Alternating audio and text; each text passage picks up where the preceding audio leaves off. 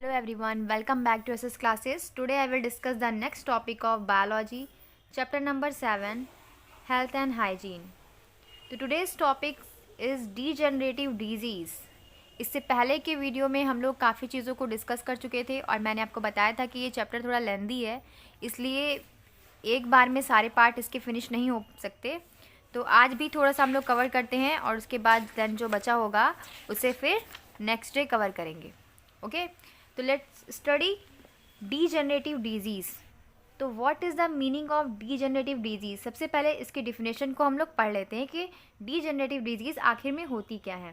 तो disease that arise और develop due to the malfunctioning of certain organs like pancreas, heart, kidney, joints, etc. are called degenerative disease. Some degenerative disease are follows. ठीक है, तो वो disease जो develop होती हैं माल functioning के दौरान। माल फंक्शनिंग मतलब जब हमारा कोई ऑर्गन्स जो होता है हमारे शरीर में वो काम करना बंद कर दे या फिर वो ठीक से काम नहीं कर रहा हो तो उसे बोलते हैं माल फंक्शनिंग। ठीक है, तो कुछ ऑर्गन्स हमारे शरीर के जैसे पैनक्रियाज हो गया, हार्ट हो गया, किडनी हो गई, जॉइंट्स हो गए, अगर वो हमारे शरीर के जो ऑर्गन्स हैं इस टाइप के वो अगर ठीक से फंक्शन नहीं कर रहे हैं किसी भी वजह से, तो वो जो डिजीज़ कॉज होती है उसको हम लोग बोलते हैं degenerative disease, are called degenerative disease.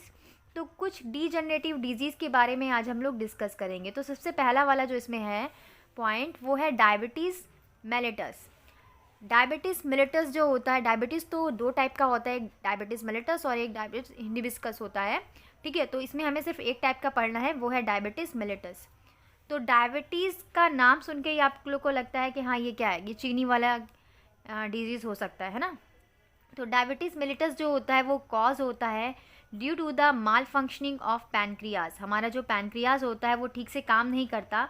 ठीक है, अब क्यों ठीक से काम नहीं करता इसके बारे में पढ़ते हैं कि जो भी डायबिटिक पर्सन होते हैं उनके पैनक्रियाज से एक जो प्रोड्यूस होता है अमाउंट में इंसुलिन जो होता है वो कम प्रोड्यूस होने लगता है। जब हमारा पैनक्रियाज जो है वो ठीक से काम नहीं करता, ठीक से फंक्शन नहीं करता, तो उसमें जो इंसुलिन की अमाउंट होती है वो कम प्रोड्यूस होने लगती है, कम रिलीज़ करता है।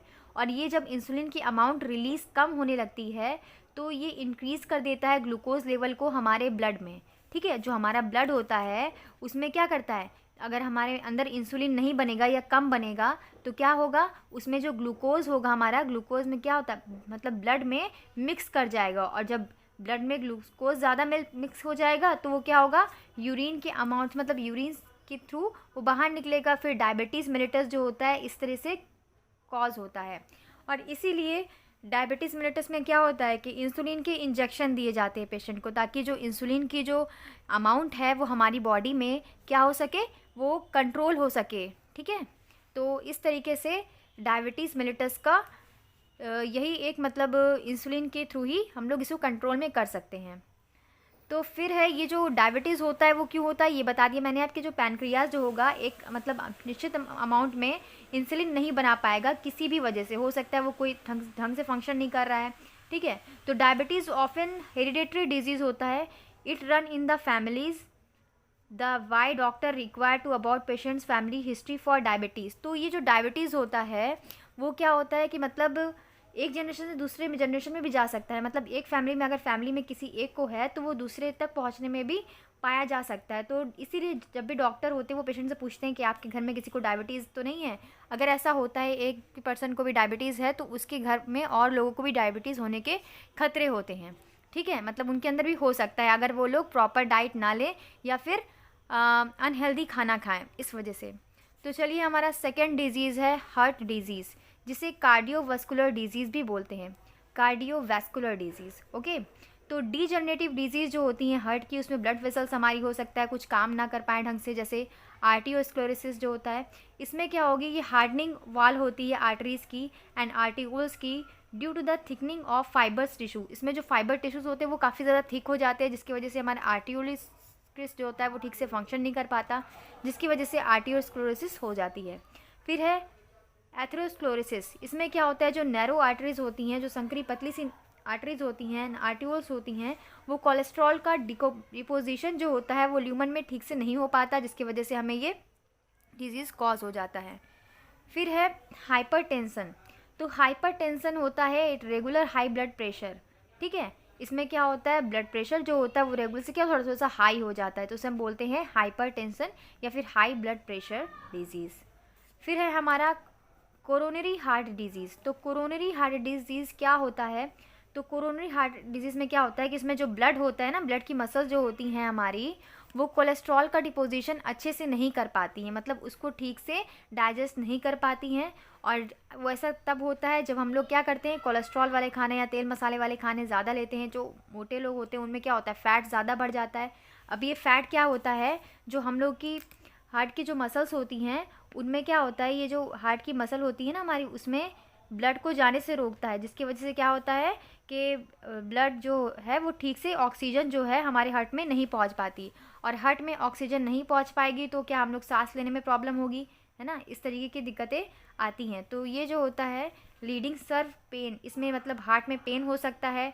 ब्रीथलेसनेस मतलब सांस ठीक से नहीं ले पाएंगे। नौसा एंड वॉमिटिंग हो सकती है। तो इसे हम लोग बोलते हैं हार्ट अटैक और एंजीना। इसे हार्ट अटैक भी बोला जाता है, एंजीना भी बोला जाता है। कब होगा ये, जब मतलब हमारी जो कोरोनरी आर्टरीज होती हैं, जो ब्लड पाई जाती हैं हार्ट मसल्स में, उनका जो कोलेस्ट्रॉल डिपोजिशन होता है वो पुअर हो जाता है, मतलब वो ठीक से सप्लाई नहीं कर पाती हैं ऑक्सीजन को हार्ट मसल्स में।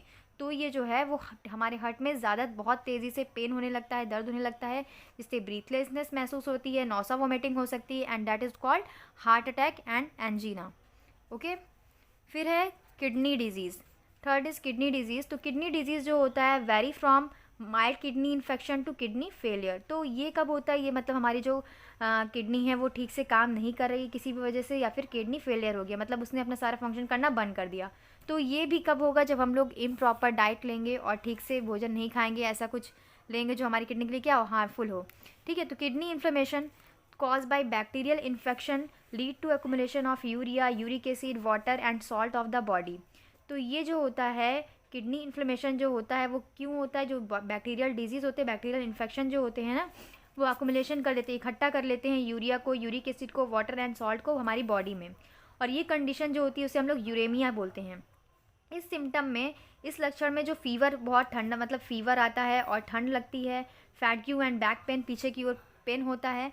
तो सीवियर डैमेज में किडनी जो होती है हमारी ट्यूब्यूल्स, जिसे हम लोग नेफ्रॉन बोलते हैं, वो किडनी फेलियर कर जाती है, मतलब हमारी किडनी ढंग से फंक्शन नहीं करती और फिर वो फेल हो जाती है।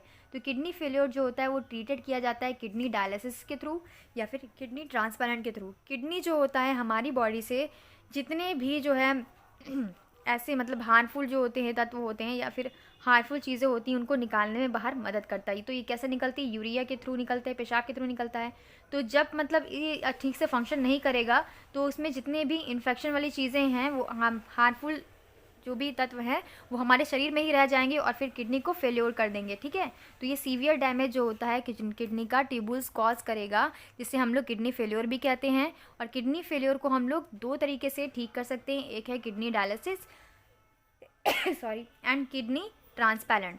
तो किडनी डायलिसिस जो होता है इसमें क्या होता है, जितने भी ब्लड होता है हमारे में, ठीक है, किडनी में जमा होता है, उसको बाहर निकाल के फिर जो उसमें मतलब तत्व होते हैं जो हार्मफुल होते हैं उसको निकाल के फिर से ब्लड को एंटर करते हैं। तो ये बहुत ही सुनने में बहुत ईजी लग रहा है, लेकिन ये बहुत ही मतलब हार्ड होता है, बहुत ईजिली नहीं होता है, काफ़ी ज़्यादा इसमें दिक्कतें आती हैं। फिर है किडनी ट्रांसप्लांट। किडनी ट्रांसप्लांट में क्या होता है कि मतलब अगर किसी का किडनी फेलियर हो गया है तो किसी दूसरे का किडनी क्या होता है उसमें ट्रांसप्लांट किया जाता है, मतलब उसको दे दिया जाता है, उसमें लगाया जाता है। तो ये भी जो है वो बहुत ज़्यादा सर्जरी ज़्यादा मान्य नहीं है, क्योंकि इसमें भी कभी कभी क्या होता है कि वो किडनी जो दूसरी की बॉडी में गई है वो ठीक से फंक्शन नहीं करती और फिर देन पेशेंट की मृत्यु हो जाती है।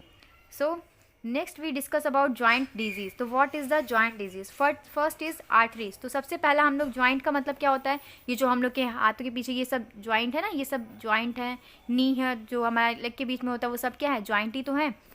तो आर्टरीज के बारे में पढ़ेंगे। ये एक डेजेनरेटिव डिजीज़ होता है जॉइंट का, जिसे हम लोग जनरली ऑकर होता है ओल्ड एज में, तो बुढ़ापों में मतलब ये ज़्यादा दिखने को मिलता है।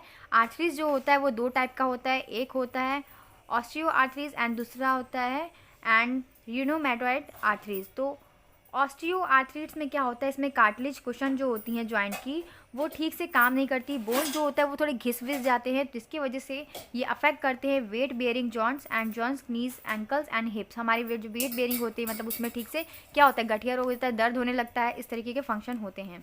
फिर है र्यूमेटॉइड आर्थराइटिस में क्या होता है कि इसमें सीरियस क्रिपलिंग होती है, डिजीज़ होती है, जिसमें हमारी जो हड्डियाँ होती हैं जॉइंट्स की वो देखिए टेढ़ी मेढ़ी हो जाती हैं, बिल्कुल इस तरीके से यहाँ पर दिखाया गया है swollen joints and patient of rheumatoid arthritis. इसमें क्या होती है, जो हड्डियाँ होती हैं वो टेढ़ी वगैरह हो जाती हैं, ये देखिए आपको इसमें आसानी से दिखाई दे रहा होगा। तो इसमें जो होता है सॉलन ये फूल जाती हैं और पेनफुल होता है, मतलब बहुत ज़्यादा दर्द होता है, और फिंगर्स में, व्रिस्ट में, एंकल्स में एक्सेट्रा, जहाँ जहाँ जॉइंट्स प्रेजेंट होते हैं वहाँ वहाँ क्या होता है, दर्द होता है। तो आर्थराइटिस जो होता है वो कट करता है बाय पेन किलर। इसको हम लोग पेन किलर के थ्रू या एक्सरसाइज के थ्रू, जो हमारी डाइट्री है मतलब उसको डाइट को कंट्रोल में करके हम लोग इसे ठीक कर सकते हैं। ठीक है, नेक्स्ट हमारा डिजीज़ है कैटरैक्ट। कैटरैक्ट जो होता है वो ऐसी कंडीशन होती है जिसमें हमें ब्लड विजन करता है, मतलब हमें धुंधला दिखाई देता है। तो ये जनरली डेवलप्ड होता है elderly poor due to the lens becoming ओपेक्यू।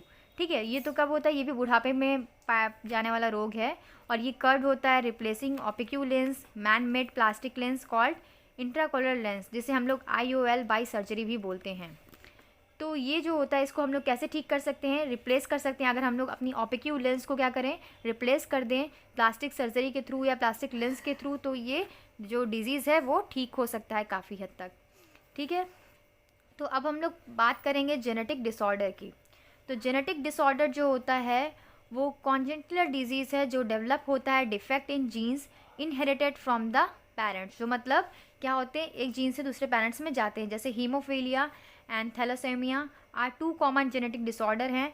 Haemophilia में ब्लड जो होती है वो क्लॉटिंग जो होती है बहुत ज़्यादा स्लो हो जाती है, जिसकी वजह से lack of some clotting factor in blood, जिसकी वजह से मतलब हमारे जो ब्लड होता है उसमें क्लॉट फैक्टरिंग पाई जाती है, मतलब एक क्लॉटिंग फैक्टर पाया जाता है जो क्या करता है, रक्त का थक्का जमाने में काफ़ी ज़्यादा हेल्पफुल होता है। थैलेसीमिया में क्या होता है, अगर क्या होता है कि ब्लड की क्लॉटिंग नहीं होगी तो किसी भी इंजरी में हमारा ब्लड क्या होगा, ज़्यादा से ज़्यादा मतलब लॉस हो जाएगा और पेशेंट की मृत्यु हो जाएगी। तो अगर हमारे ब्लड में ये क्लॉटिंग फैक्टर कम पाया जाएगा तो हमें क्या हो सकता है, हीमोफीलिया हो सकता है, दैट इज़ कॉल्ड हीमोफीलिया।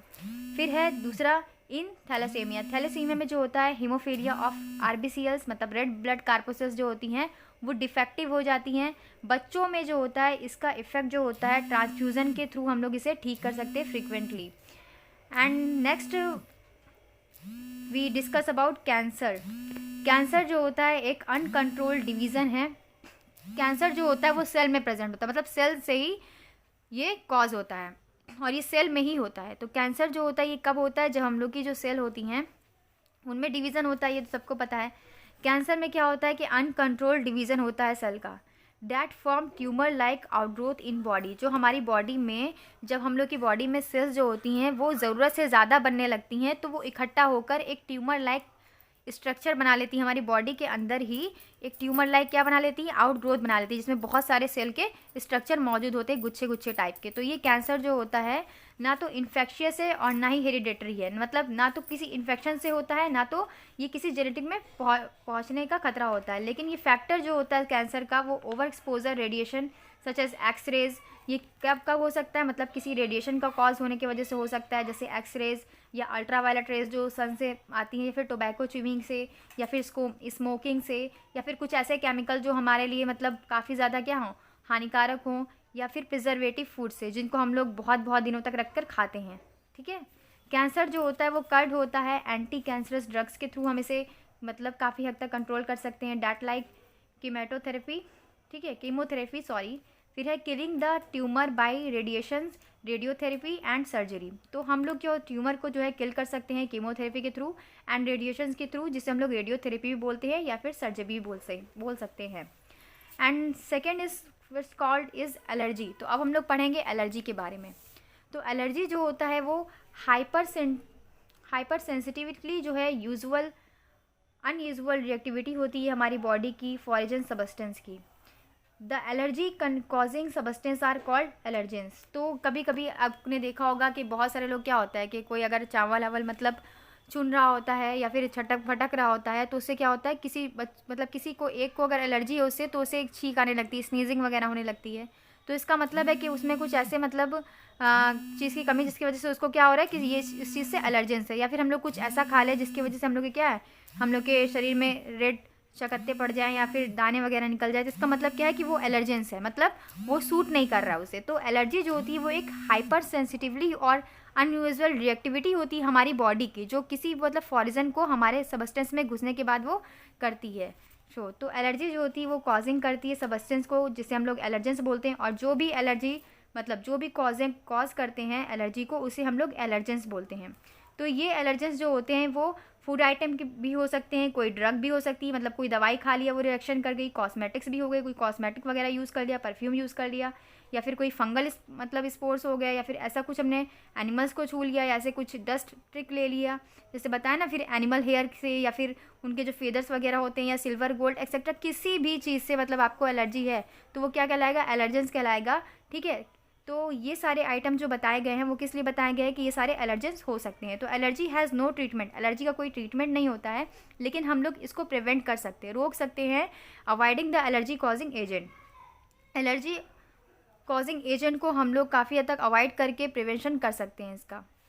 ठीक है, तो वो डिजीज़ कौन कौन से हैं जो पॉल्यूशन के थ्रू कॉज होते हैं, ज़रा देख लेते हैं। Pollutant added to air by various human activities lead to several disease such as bronchitis, silicosis, allergy. Bronchitis जो होता है वो कॉज्ड होता है due to the smoke and flash. ठीक है, इसमें क्या होता है, ये स्मोक के थ्रू या फ्लैश के थ्रू ये कॉज होता है। सिलियोकोसिस क्या होता है, ये कॉज होता है inhaling stone dust from queries. कभी कभार क्या होता है कि मतलब गाड़ी वगैरह चल रही होती है तो मुंह अगर खुला या फिर नाक से क्या स्टोन डस्ट अंदर चला गया। ठीक है, एलर्जी क्या होगी, स्पेशली ब्रीथिंग एलर्जी, सांस लेने में प्रॉब्लम, जैसे cause by smoke and gas like, जैसे कुछ पसंद ना हो, carbon monoxide, sulphur dioxide, nitrogen dioxide, carbon dioxide etcetera in air. जब ये एयर में मौजूद होती है तो उसमें क्या होता है, एलर्जी कॉज करते हैं, मतलब सांस लेने में प्रॉब्लम होती है, तो दिस कॉल्ड एलर्जी। तो आज की वीडियो में हम लोग इतना ही पढ़ेंगे, इतने ही टॉपिक को क्लियर किए हैं, और आगे के टॉपिक्स जो हैं उनको हम लोग अगले नेक्स्ट वीडियो में क्लियर करेंगे। तो आपको मेरी वीडियो थोड़ी सी भी अच्छी लगी हो या फिर आप लोग के लिए थोड़ी सी भी हेल्पफुल हो तो प्लीज़ इसे लाइक कीजिएगा एंड मेरे चैनल को सब्सक्राइब कीजिएगा। Thank you, keep watching.